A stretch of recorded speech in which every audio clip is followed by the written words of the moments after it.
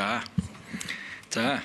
Эрхэм байнгын орон дарга, эрхэм их хурлын гишүүдээ Монгол улсын урт, дунд, богино хугацааны хөгжлийн бодлогын баримт бичгүүдэд газрын тосны бүтээгдэхүүний импортын хараат байдлыг бууруулах, дотоодын түүхийдэд тулгуурласан газрын тос босруулах үйлдвэрийг барьж байгуулахаар тусгасан.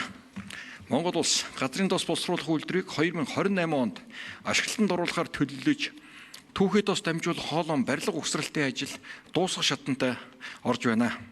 Иймд газрын тос босруулах үйлдвэрийг түүхий дээр хангах зорилгоор газрын тосны олборлтыг нэмэгдүүлэх, хайгуул судалгааны ажлыг эрчимжүүлэх, шинэ орд газар илрүүлэх, баталгаад нөөцийг өсгөх зэрэг эрх зүйн болон хөрөнгө оруулалтын таатай орчныг бүрдүүлэх шаардлагатай байна.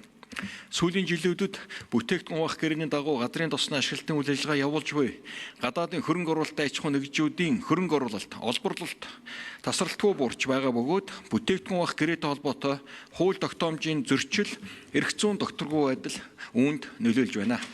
Иймд 1991 оны 1-р сарын 18-ны өдөр батлагдсан газрын тосны тухай хуулийн хүрээнд байгуулсан бүтээгдэхүүн хуваах гэрээний хэрэгжилтэд үүсэт буй олон жилийн маргааны асуудлыг шийдвэрлэх, өмнө байгуулсан гэрээний доктортой байдлыг хангах, газрын тосны хөрөнгө оруулалт, олборлтыг нэмэгдүүлэх зорилгоор засгийн газраас газрын тосны тухай хуульд өөрчлөлт оруулах тухай хуулийн төсөл болон дагалдуулан босруулсан хуулийн төслийг нэн яралтай гормоор хэлэлцүүлэхээр Монгол Улсын их хурлд өргөн мэдүүлж байна.